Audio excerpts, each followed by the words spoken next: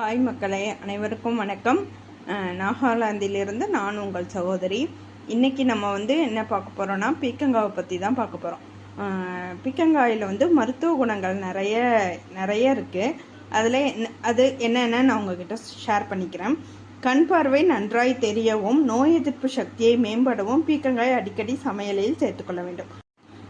Skin disease இருக்கிறவங்க தவறாமல் இதை உணவில் சேர்த்து கொண்டால் தோல் நோய்களிலிருந்து விரைந்து குணமடையலாம்.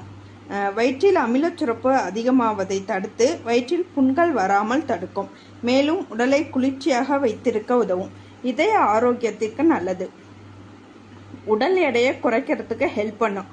நார்ச்சத்து அதிகமாக இருப்பதால செரிமான கோளாறுகளை சரி செய்யும். டைஜஷன் ஆகாமல் இருக்கும்ல, இதை எடுத்துக்கும் போது ஈஸியாக டைஜஷன் ஆகிடும்.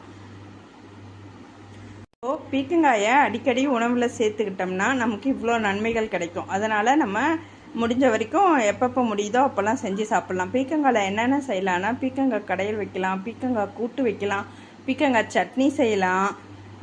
பீக்கங்காய் பட்டை இருக்கு இல்லைங்களா, அந்த நரம்பு எடுத்துகிட்டு அதை துவையில் அரைச்சி அதையும் சாப்பிட்லாம். எல்லாமே நமக்கு யூஸ்ஃபுல் தான் இந்த பீக்கங்காயில்.